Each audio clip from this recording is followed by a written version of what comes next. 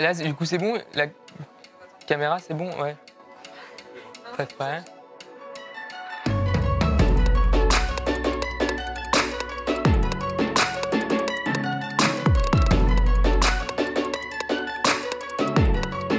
Je pense qu'effectivement, c'est finalement une sorte de destin qui était un peu prédestiné.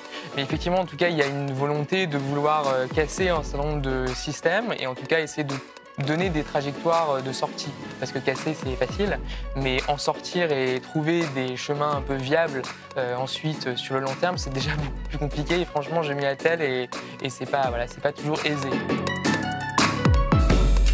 Être radical, c'est pas forcément avoir une vision politique des choses qu'on imagine tout de suite, dire la signification politique que ce terme peut avoir, mais je pense que c'est tout simplement retourner à la racine, hein, c'est vraiment le sens de ce terme originel.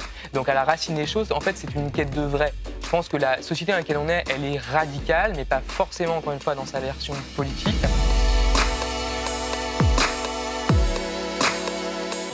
Le fait d'être conforme à quelque chose n'est pas en soi gênant. Ce qui est plus gênant, c'est l'embourgeoisement. Mais la réalité de la concrétisation est toujours extrêmement éloignée de ces idéaux-là. C'est en cela qu'il y a un conformisme. C'est-à-dire qu'à un moment donné, voilà, l'exemple typique, je sais pas, ce serait quelqu'un de Sciences Po ou de n'importe quelle école, parce que j'ai rien contre Sciences Po en particulier, qui va parler d'humanitaire pendant tout son master, qui va faire des voyages humanitaires, travailler dans des associations, etc., pour forer des puits d'eau en Éthiopie, et c'est très bien, je veux dire, c'est absolument indispensable qu'il y en ait.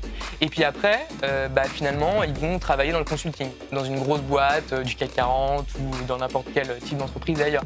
Donc, à un moment donné, l'un n'est pas forcément... Il n'y a rien qui est immoral là-dedans, hein, je veux dire, hein, mais effectivement, il y a quand même à un moment donné un vrai problème de vouloir sauver le monde et 2 ans après se retrouver à vouloir faire une carrière de partenaire dans une grosse boîte de consulting dont les clients eux-mêmes se foutent complètement des combats de jeunesse de la personne.